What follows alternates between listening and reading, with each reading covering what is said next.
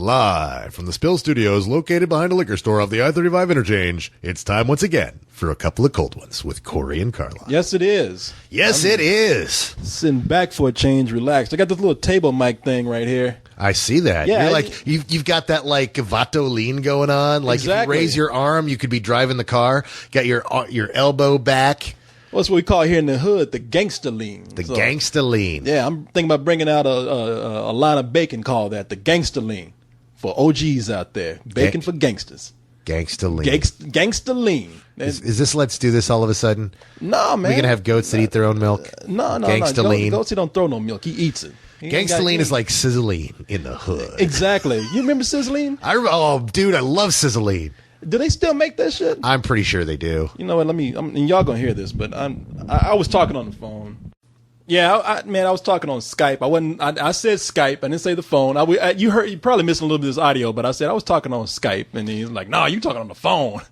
No, you said you were talking on the phone. I said, no, you were talking on Skype. See, because the thing is, this was a classic Corey moment. I walk in, you're sitting in here, there's a hottie on Skype, you've got your webcam up, you've got your shirt off, there's a bottle of Vaseline right over here, and you finish up talking to the girl, I wave hi, I'm all polite, I don't say shit, you click it off, you look up and go, man, it's not what you think. It's not what it looks like. No, it wasn't, and it wasn't what you thought. It was such a classic. It's as if I'd walked in with you fucking a watermelon. You're just like, it's not what it looks like. Hey, I'm not. And you're like, man, it's hot in here. I'm like, yeah, where's the Jello? It's hot, and I was hungry. I'm not going to even try to explain the situation, but I just tell you, it ain't what you're thinking.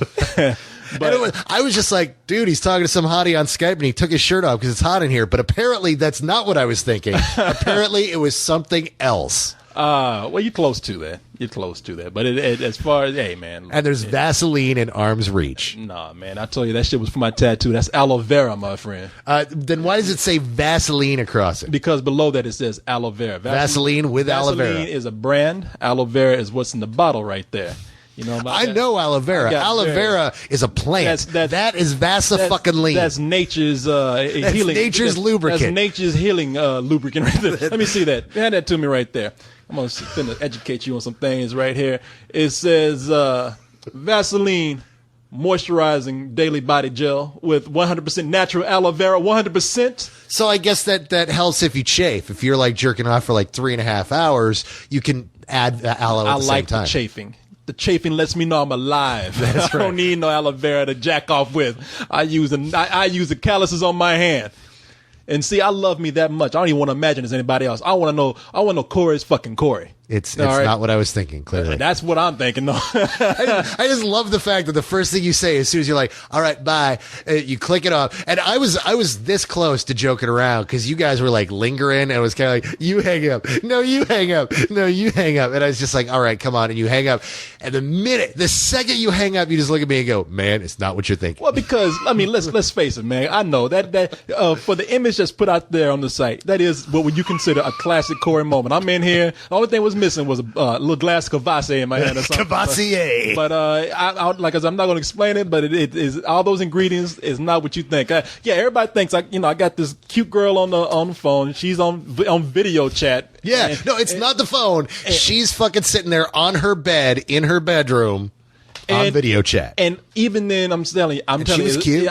She is, but it's not what you think. I mean, I get a little, hey, man, I'm not trying to set myself up for trouble out there or anything, but it ain't what you're thinking. I wish it was what you're thinking, but it ain't what you're thinking. So, hey, you know what? Ain't no use even trying to explain that. As somebody standing on the crime scene with a knife in the hand, blood stains on the other hand, over the dead body, and it's like, hey, you know what? Yeah. At this point, I expect you to just look up and go, what? If I say shit, then you're like, man, it's not what you think. And before you just like, man, it's not what you think. Well, because you had to look on your face like, typical, and it's like, nah, it ain't that. I just couldn't wait to see what your response, because I knew when I walked in, it's like, oh shit. Because see, what happened was you came in here late. and I forgot that you look. I knew you were coming over, but I forgot that you were coming over. So I'm sitting up here working. I'm paying bills. I don't even know what that means. I'm paying bills right now. It was kind of hot in the room, and I'm at home, so I'm sitting up here. Yeah, I don't have my shirt on because I'm just kind of like I'm cooling out. Shit, I'm like you were wearing pants. Yeah, you are. You like I wasn't sitting up here fucking with this aloe vera juice over here. Yeah, you and your Kermit puppet over here. Just. You stuck your hands up in that Kermit puppet. Before I could say stop, you did it. I was like, what? No, you don't want to. Okay, it's too late. Hey ho. Yeah, no, me and Kermit done had some good times together. This is the good times. This is the house of freak, right? So anyway, Dynamite. Let's go on and get on with this shit. I'm ready for people to start talking shit. Corey, you know what you were doing. No, it ain't that. But anyway, man, let's get into the top 5. You want to do that? Let's get into the top 5. Brought to you by Bill. All right. Number 5. I'm really pulling for this week because we really need to cleanse ourselves after last week's top 5, which we weren't able to do, thank God. Oh, that's right. Because you were out of town, man. You were partying down in SD town. We had a good time. When you say partying down, we had a chance to hang out. Now, look, I don't even like mentioning this stuff. We'll get into it. We'll get into it. Yeah, we already got into it. We'll get into it a little bit. But before that, let's get into number 5. Yes. So refreshing. The number 5 is Aliens in the Attic. Brought in a disappointing $7.8 million. Did I end up in that review, out of curiosity? Man, it was so late, I didn't edit anything. I just popped up the review that co-host and I did because I was going to like redo it because we did 2 recordings and co-host was like, you know, I was tired. I want to do this over. But yeah, he wanted to do it over again. And you had to go, so I said, all right, you know what? You guys missed out on one of those rare opportunities that was just the 3 of us in the same room. But you know what? I didn't mind so much because we did the collector together. That is true. And everybody said they liked that one, so I didn't care too much as long as we were all together in one of those reviews. But you weren't in that. And it didn't matter because nobody gave a shit about this movie. So number 4. Oh shit, man! Look at you! Rock it out. I've had a weekend, brother. Man, you know what? You used to be like the Tony Bennett of the top 5. Now you branching out into the rock and roll. That's right. The kids baby. love the rock and roll. I'll get back to Tony Bennett, but yeah, the kids are loving on the rock and roll stuff. Number 4 is a movie that I can't even remember exists, like until I see it. I'm like, oh, that's a movie. That's right. The Ugly Truth. They didn't screen that. I meant to go see that this week, and just again, it slipped my mind. It's like every time I hear about it, it's like, oh yeah, no, it's playing at the theater down the block. I'm going to go see that this week. Totally forget about it. Yeah, no, it's doing okay business. No, actually, it's doing good business. It's done $54.5 million so far. Brought in, and I don't know anyone who's fucking seen it. I do it. I haven't put the review up yet. Leon and Cyrus saw it. Oh, did they? And they did have a screening here for it. Yeah, I think you knew about it. No, I didn't know about it. It was on a Wednesday night or something. No, like had I known about it, I would have gone. What did they like it? Or maybe we were. No. You know what? We were at another screening that was showing on the same night as I can't remember, but we were somewhere else because that's the reason why we split it up that day. What movie did we see last week that was God damn it, we saw something and they were at that movie, so it doesn't matter. Did they like it? They said it was all right. No, they did not. They hated it. Oh, okay. Well then. All right. What am I talking about? I'll put up the review. I'll have to put up a lot of audio reviews to catch up on things, but they hated that movie. So, but apparently a lot of other people like it. It's doing all right business, which brings us to number 3. A tree is just a tree, bringing us to number 3. Dan, you had to have a good weekend. I had a great weekend. You about to have sex with that mic stand. Right there. I know. Me and my mic stand. Hey, would you like gonna get all Steve Perry with the mic stand? Hey man, that's that steel is kind of rough on your dingling there. Would you like 100%? I like the rubbing too, my man. Would you like the aloe fresh moisturizing on that stand? That's your Vaseline. Okay. So no, I ain't getting my dick anywhere near all the aloe your Vaseline. I can get. That's right. I saw that chick. Number 3. She's adorable. Yeah, no. Oh my! I wasn't gonna give you shit because it's like, well, shit. If there's one thing I can't knock, it's your taste in the ladies sometimes. But no, man, it's a friend, man. I talk to a lot of people on Skype that just can I get all Bismarcky about it? No, don't. No, you cannot. Oh baby, you. You got what I need. Man, where's the neighbor when we need them? Shut the But fuck you up say over there. she's just a friend. Shut up. Yes, I would. And you man. say she's just a Yeah, friend. man. Yes, I would. Yes, I would. Let me honestly tell you that. I mean, there are a lot of people who just catch me on Skype and the video comes up and I will talk to them. It's like, shit. Hey, when she came out, I was like, wow, but that happens a lot. And actually, I've seen this girl before. We've talked before. It ain't a big deal. I've had like, look, I've almost gotten into trouble because like there's been a 14-year-old kid who popped up on the screen and was talking to me and Wasn't wearing any pants. and wasn't wearing any pants. And I said, boy, before I could say, boy, put your pants on, the cops broke. No, it was like, no. What happened was the kid is talking to me and I'm about to get him off like in about 5 minutes. Well, Yeah, I know. I think that came out wrong. Yes. No, it came out right. I said, All right. kid, hey. No, I was about to like tell him you need to go. Well, I had to be somewhere. And then right when that happens, you hear he was from South America, and you hear his mom talking Portuguese in the background. And I don't know what she's saying, but I said, what did your mom say? Because I knew it was trouble. And she's like, if this person has a website that a lot of people go to, why is he spending time talking to a 14-year-old kid online? And I'm just like, Jesus Christ, man. Yeah. You know what? Did you tell her you called me and I didn't call you and I was bad? You put on the fucking phone if you want me to. Yeah, because you can speak Portuguese. Which it wasn't Portuguese. And then when she gets on, I like got my pants down. I'm flinging my dingling in front of her. Hey, why am I using that word dingling tonight? I don't know. I'm almost thinking you're going to break into a rousing verse of my dingling. My dingling, yeah. Now you're playing with your own dingling. Just thought that was a funny word, but So I don't know. what's number 3? Number 3 is, speaking of 14-year-old kids, G-Force. Thank God it's not number 1 anymore. Well, actually, look, it's still doing good business. I don't care. And it's kind of tied up with it's very close this week between that and the number 2 movie, which is Harry Potter and the Half-Blood Prince. Hold on, let me shut this bathroom door. Shutting the bathroom door. Can I just say that I fucking hate G-Force? I was really disappointed that I wasn't in on that review with you guys, but man, do I fucking hate G-Force. I see, and me and Cyrus thought like, it was all right. I didn't Really? I didn't hate it. No, I didn't. I fucking hated that I didn't hate it. I mean, look, a fucking gerbil or a fucking guinea pig lights another guinea pig's fart to escape a holding cell. it's bad, but I didn't hate it. I didn't hate it. Like I said, maybe it's one of those movies I just didn't care enough. And there was some cool stuff in there. If I was a kid, I know would have liked it. But this movie's just not worth my time hating. That's one of those films. And the number 2 movie is Harry Potter. And the number 2 movie is Harry Potter. Let's see, G-Force is up to $66.5 million, and Harry Potter is up to $255.5 million. Jillion dollars. And that is better so far. That is better than the last Harry Potter movie. Right on. So I like the last Harry Potter a lot better, but hey, continue to do well, Harry Potter. But also keep in mind that there was a big price jack up this year in tickets. Was there? Yeah. Man, we never pay. I never noticed. And Oh actually, God, you know it's what? like $9.50 a ticket now here. You know something? Which, for those of you that don't understand, that is a lot. No, that is a fucking lot. That's yeah, too L.A., much. New York, it's a lot more. But fuck, dude, here in Texas, And they don't even have matinees in New York. No, So I mean, but maybe this was- somewhere they do, but this not- is it's an absurd price. go- But everyone always bitches about ticket prices every time they go up. Man, $9 is way too much. For Yeah, a ticket. I paid $19.50 the other night to go see I Love You, Beth Cooper.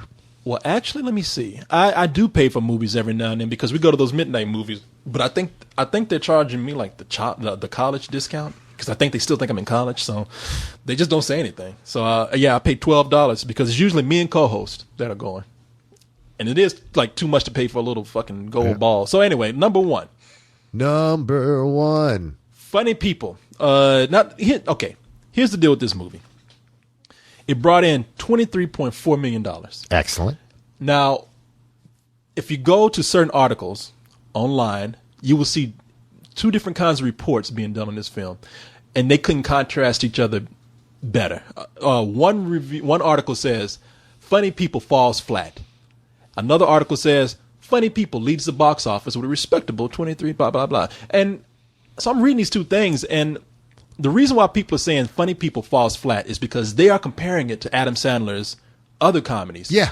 And it's like, I'm looking at this and I'm saying, I don't know what's wrong, but this just doesn't seem like good reporting to me. No. Well, no, here's what it is. Right now, there is an offshoot of a few critics who are slamming on Universal this year and saying that every single one of their films is a flop. Universal has underperformed a bit, but this summer, but only one of their films is truly getting close to only breaking even or being a bomb. Is truly an underperforming film, and that, of course, is Land of the Lost. Well, I mean, actually, yeah, Universal they have had a series of movies that, for all appearances' sake, have underperformed in one way or another. Like Bruno, Public Enemies, Drag Me to Hell. But the thing is Lost. But all those movies aside from Land of the Lost have actually done really well. They've just been disappointing box office wise when you compare them to other things. I mean, the fact is that Drag Me to Hell was only a $30 million movie. Yeah. And it's made, what is it made right now? Well, I can go down and look. Let me see. It's like 60 something $million is what it's made so far.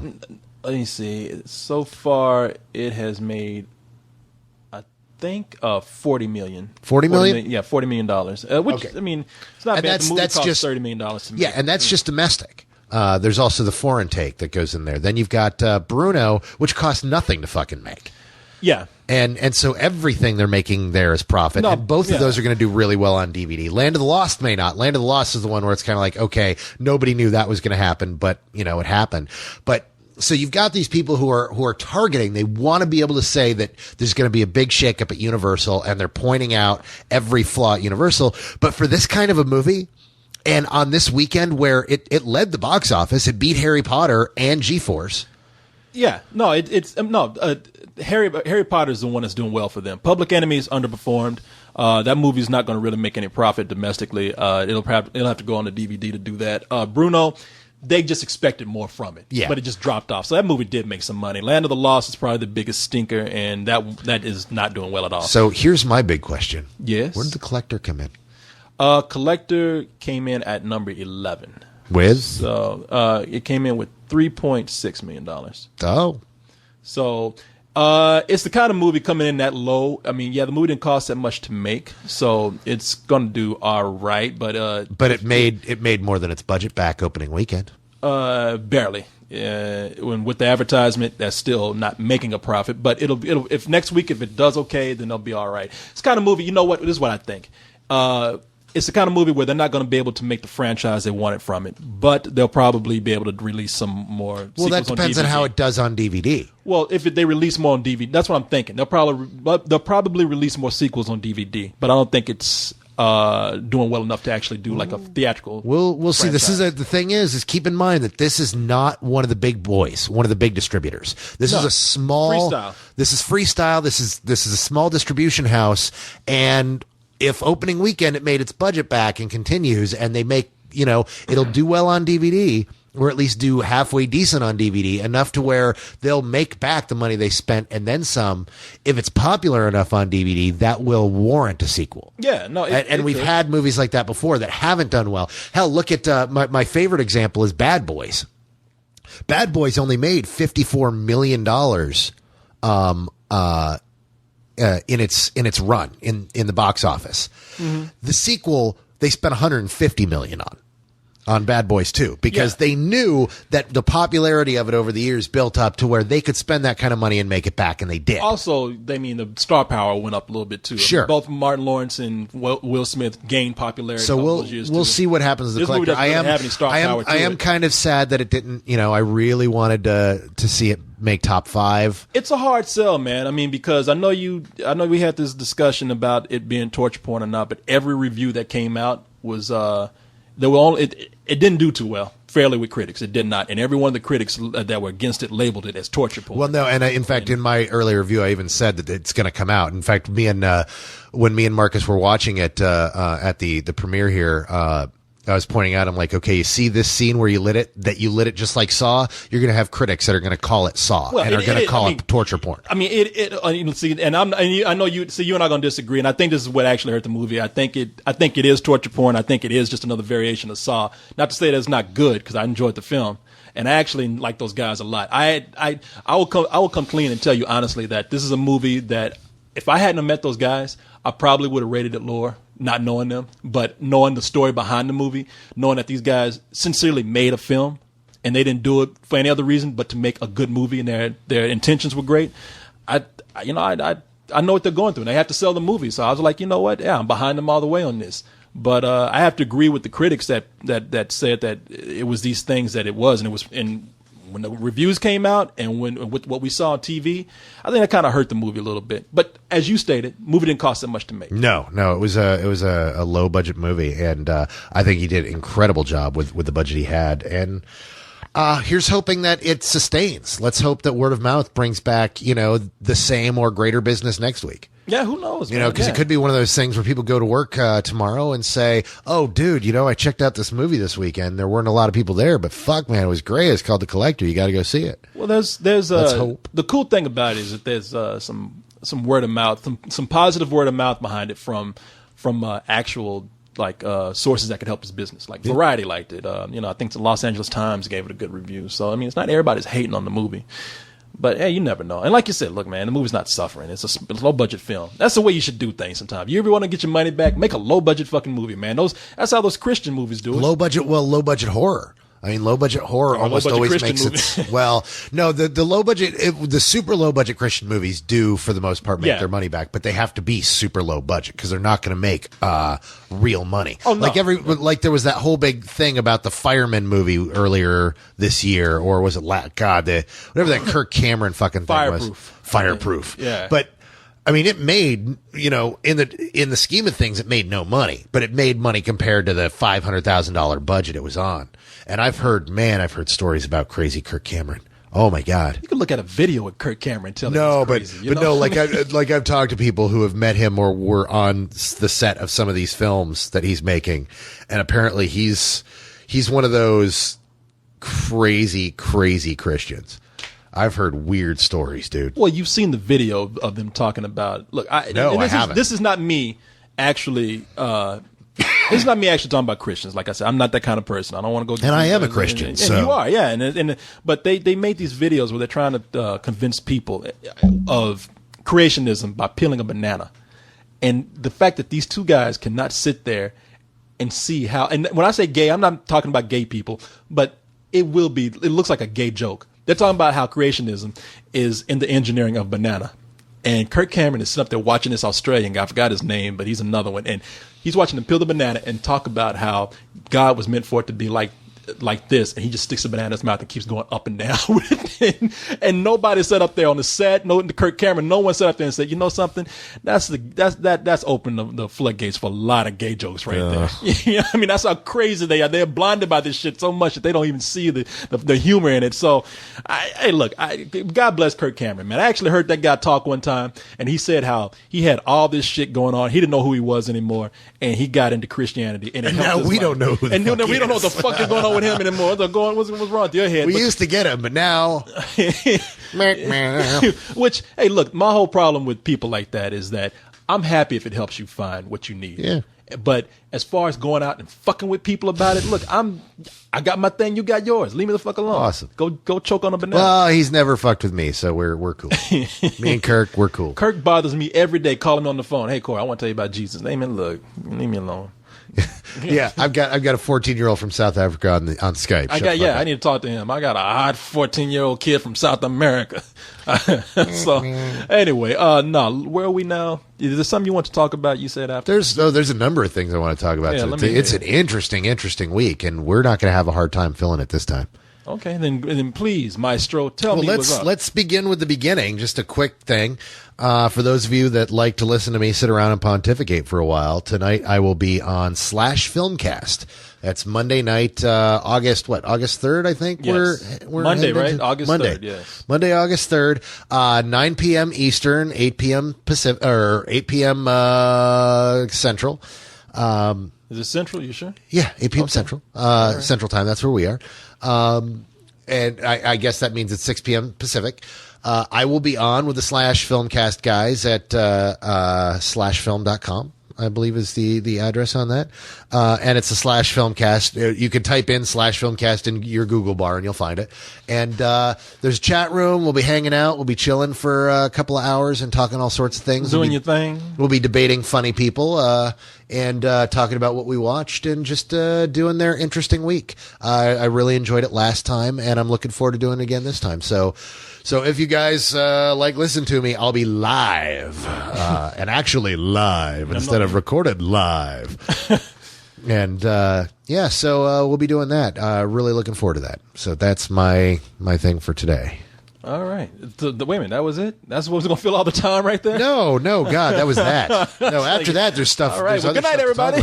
I mean, there's, recapping San Diego Comic-Con, whatever you haven't talked about in other podcasts. Man, I don't know. We had that whole let's do this dedicated to what we did. I mean, I don't know what more I can talk about. I don't want to bore people with it. You know what I mean? Well, I didn't listen to it because I didn't want to be bored. So I don't know what you talked about. Hey, man, everybody else loved it, man. I'll take this time to actually thank the people again who came out. I mean, there was a ton of people who showed up. We were just supposed to have a small get-together, probably like about, 9-10 people. It ended up being over 30 people showing up to the aisle of the hallway restaurant, blah, blah, blah, of the Marriott.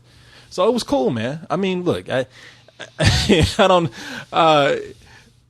you haven't lived life until you shared a room with Leon and Cyrus and watched them sleep in the same bed together. You actually, God, you guys did that?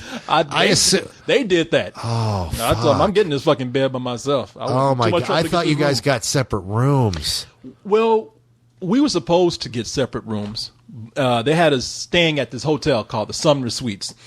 And that was like a hike away from the convention center. And it was like, and plus they kind of, I don't want to get into it. You heard it in the last podcast, but there was a mix up with how it was going to be paid for and the name we had to get the people and everything. It wasn't terrible, but I said, you know what, this works out to our advantage because we love the Marriott. If you haven't been to San Diego before, the place to stay is right next door to the convention center. It's walking distance. It's a nice hotel. That's where all the celebrities are staying. If you're into that kind of thing, I mean, it's cool. That's where everybody in that hotel is at least going to see Stan Lee one time. I think Stanley just like a ghost just wanders the hall so everybody can see him because everybody in that fucking hotel sees him. But so I said, you know what, we're booking a hotel room at the Sumner Suites, and they were like, I'm at the Marriott, and Leon and Cyrus were like cool with that because we were carrying so much luggage around. Oh, but they had to share the bed together. Oh, and that would have made you and me sharing a bed. I tell you what, that's not cool. That we would have built a brick wall up in the middle of that fucking bed. Yeah, one accidental mid-sleep sack tap and it's over with. I mean, you and I shit is getting arguments all the time, just being awake and looking at each other for an hour. I mean, ain't no way we sleep in the same bed. This week would be a couple of get your goddamn back of your hand off my nuts. No, would have been one of those situations where I'm like, hey man, just to make sure ain't no spooning going on. We're sleeping. The heads are going to be at opposite ends of the bed. I'm sleeping at the foot, and you sleep at the head of the bed, or one way or the other. That would have that would have been fun. It was like, no guys, I'm staying at the Sumner. I would have good night, everybody. I would have gone out there and prostituted myself to stay with some old woman or something. Anything just to get the fuck away out of there. I would. You know what? One of us would have been sleeping on the floor. We've been taking turns sleeping on the floor. So how much time did you guys spend standing in line? I've heard the complaint. One of my editors from another site, Laramie from film.com, he tallied it up and he spent 11 hours waiting in line on that weekend. I don't know. Cyrus got the hook up some kind of way because we all had press badges, but it was so crazy this year. So they just didn't. I mean, as far as press goes, now last year and the years before, last year was my first one. They actually had sections that they left off for press people to come in and VIP and whatnot. And I don't know why they didn't do it this year. So, there was so many press that went this year that have never gone before. Like I was literally one of the only guys from almost every site I write for that didn't go. Like, me and co-host didn't go here. I was one of the only guys. Film.com continue? Film.com sent a couple guys, and Ain't It Cool sent almost everybody else. There were only like 2 or 3 of us from Ain't It Cool that didn't go. So I mean, quite literally, and I wasn't really gung ho to go, so I let everybody go from all the other sites. I didn't fight for it. Which is why when you were like, "Oh man, no, Leon totally hooked us up." I don't have one. He hooked Cyrus up. Yeah. I was being sent. Yeah, to go, and you were like, "We don't have one for you." I'm like, "Oh, all right, cool." So I was fine, and because I wasn't gung ho, nobody, bent over backwards to get me one. And from several of the people I've talked to, it was exactly what I was worried about. It's starting to become Sundance for geeks. Somebody referred to it. I wrote that piece on the site. It's becoming Geek Dance. Well, I mean, they can call it what they want to, but that shit is fun, though. It's still a lot of fun. Oh, no. Sundance is still, not to malign Sundance, but there comes a point where you hit that saturation point where it's not what it used to be. It's something else, and it's a big trade show. Well, no, I was about to say it's an entertainment trade show. It's not. It's not about comic books anymore. No, that's a big part of it still. But I mean, in a way, that's kind of cool about it too. I mean, you have your choice now of being stuck on just the comic book stuff, and really, everybody's going to see the movie stuff, so the comic book stuff is easy to get into. Yeah. And so if you want comic books, it's there. I mean, unless you're just somebody who's bitter about more people being there, you choose to be angry.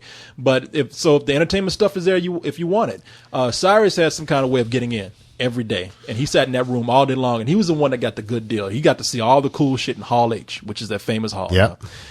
For somebody like me, I couldn't do that because I teamed up with a guy from Hollywood.com named Thomas, and he was cool, and him and I had to trade off during the day because we got invited to so much shit to cover that we had to trade off on interviews and whatnot. So I spent my whole day, like, I'm all shaken up about it. I had to sneeze. I spent my, like, a good couple of days, all fucking day, just doing interviews. And having to, like, because no matter who you were, no one would turn down an interview. In fact, not only turn down, but if you said you want to be somewhere and you got stuck somewhere else, they would say, well, we're going to switch the time up for you. Can you be there for that? Or can you send somebody over here? That's the whole weekend's about. Yeah. And I'll tell you the coolest thing. Tell me the coolest thing. Okay, since everybody has heard everything about Comic-Con, from me at least, and for all of us on the Let's Do This, I'll tell you something you can relate to here. All right. We've talked about that movie, Overnight, about Troy Duffy and Boondock Saints. Yes. So I went to go interview the cast of that, including Troy Duffy. The cast of Overnight? No, not or Overnight. Boondock Saints 2? Boondock Saints 2. Awesome. Sorry. Yeah. And let me tell you something, man. Those couldn't be the nicer guys.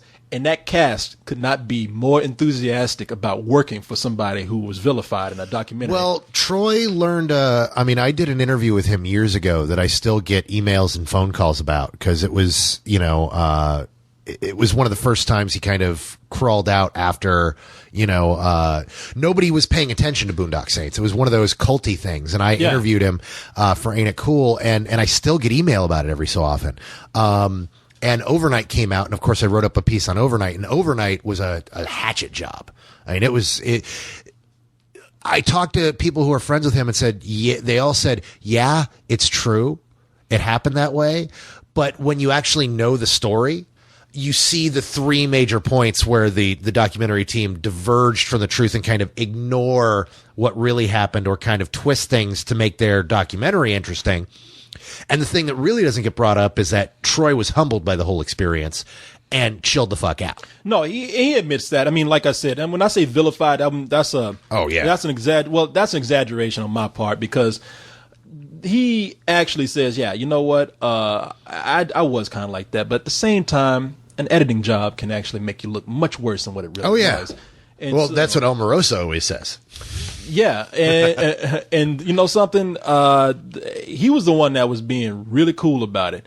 Now, the ones who were being who were really defending him were his stars. Now, who are the people in that movie? Sean Patrick Flannery, and Norman Reedus. Yeah, they were the ones who were saying that fucking guy who made that. People, I should set this up. Overnight is a documentary about the movie, about the director of Boondock Saints. This guy just got a deal with the Weinstein brothers, right? Well, yeah, it was in the mid '90s. There was the big indie boom. Everyone was looking for the next Tarantino, and this bartender has this brilliant script called Boondock Saints, and the Weinsteins over at Miramax pick it up and pay him $500,000 for the script and to direct it. And they go and buy the bar he's working at to give to him as a gift. So he now owns the bar he was working at. He's got the dream deal all based off of the script, and he goes in to make the movie. And he decides, how cool would it be if I had my buddies make a documentary about the rise of me as I achieve stardom? And which is, hey, if you ever if you're ever achieving stardom on your way to success, don't hire your friends to make a documentary about you. No, especially if they're expecting to become big and famous with you and you don't. And the big famous underground story about that is a producer said, hey, why do you have a film crew following you around? His answer was, well, could you imagine what it would have been like if the Beatles had a film crew following them around in that first year? And the producer's like, look, you never mention this conversation again, and I'll never mention this conversation again. But apparently it got mentioned again, and so it's gone around. But yeah, so he was convinced that he was going to be the next Tarantino. He was going to be huge. He was in a band, and he was going to be the guy who was the rock star and the writer director at the same time. And he was just going to be huge in the next Spielberg. And then things didn't go that way. If you watch the documentary overnight, it does come across. I mean, there's certain things, the camera's on him. He's performing for the camera. He's talking about how he's doing things that's never been done before. He's about to change the world. He's talking about stars he's just going to be hanging out with and shit. And it's like, it does come across as kind of cocky. I mean, so the guy definitely was. Yeah, no, but he was there. The documentary leaves out one of the biggest, most important parts of the story, which is why Norman Reedus and Sean Patrick Flannery love the shit out of him, which is they sat down for their first major meeting about the film, and Harvey Weinstein and Bob Weinstein are sitting in the office with Duffy, and Duffy says, okay, I've got these two guys I really want to use, Sean Patrick Flannery and Norman Reedus.